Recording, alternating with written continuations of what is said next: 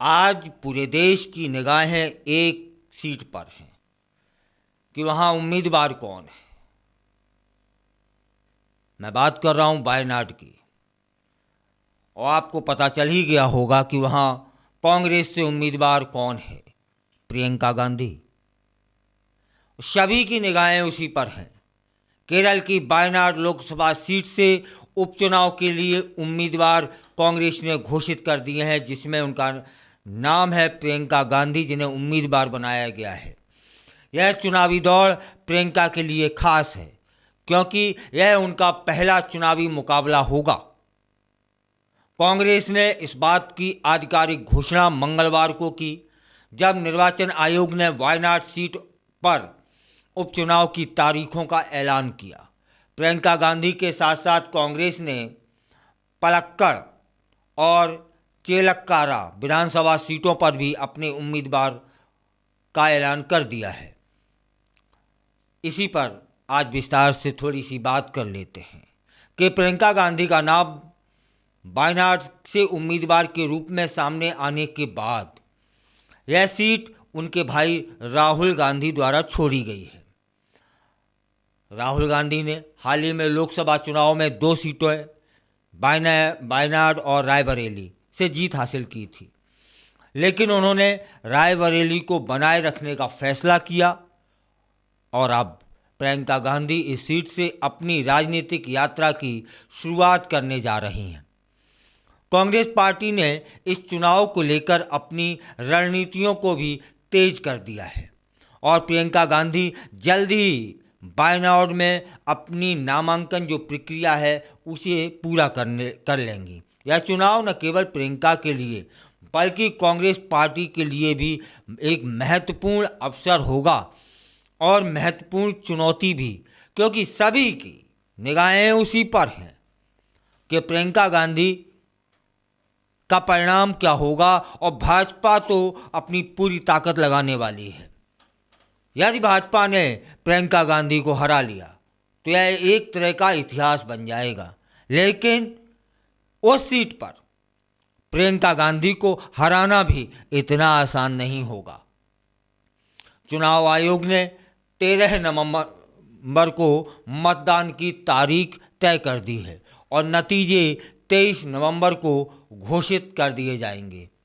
यह उपचुनाव कांग्रेस के लिए एक महत्वपूर्ण अवसर है, खासकर तब जब पार्टी ने हाल ही में कुछ राज्यों में चुनावी प्रदर्शन में सुधार किया है।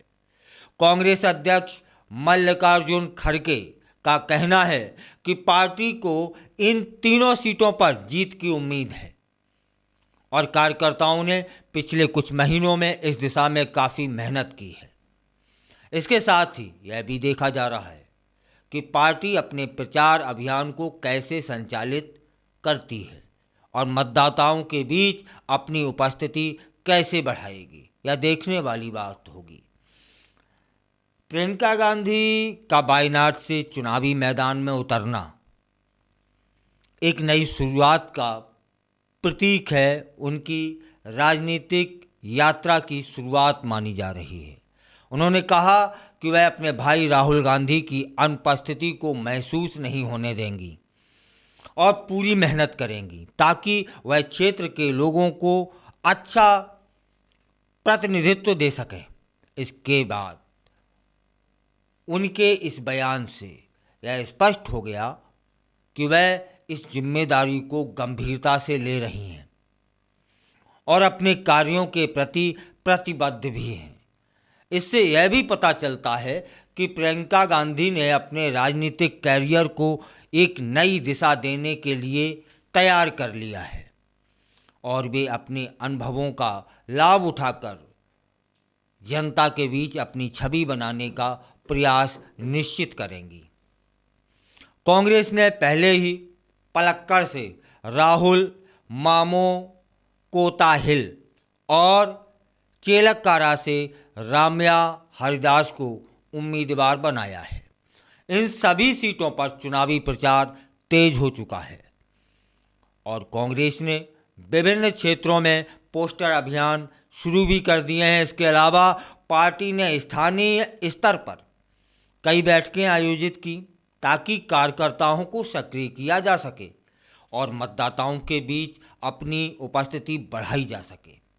यह देखना दिलचस्प होगा कि किस प्रकार ये उम्मीदवार अपने अपने क्षेत्रों में जनता से जुड़ेंगे, उनकी समस्याओं को सुनेंगे या समाधान खोजेंगे। किसकी जीत होगी, कौन हारेगा, सबकी निगाहें इसी पर हैं। इस उपचुनाव में प्रियंका गांधी का प्रदर्शन न केवल उनके लिए बल्कि कांग्रेस पार्टी के भविष्य के लिए भी महत्वपूर्ण माना जा रहा है। क्या वह वायनाड में राहुल गांधी की विरासत को आगे बढ़ा पाएंगी? क्या वे पार्टी को फिर से मजबूत करने में सफल होंगी? ये सवाल इस चुनावी दौर के दौरान महत्वपूर्ण रहने वाले हैं। आप भी इसी दौड़ में सम्मिलित हो जाइए, इन सवालों के हल खोजने का प्रयास करिए। हम भी कर रहे हैं। इसके अलावा यह भी जानना जरूरी होगा कि क्या प्रियंका गांधी अपनी राजनीतिक पहचान बनाने में सफल होंगी या नहीं, क्योंकि भारतीय राजनीति में परिवारवाद एक बड़ा मुद्दा रहा है। तब फिर बंधुओं, प्रियंका गांधी की वायनाड यात्रा पर आपकी क्या राय है? क्या आपको लगता है कि वह इस चुनावी मुकाबले में सफल होंगी? क्या उनका नामांकन कांग्रेस पार्टी को मजबूती देगा? अपने विचार कमेंट सेक्शन में जाकर जरूर साझा करें।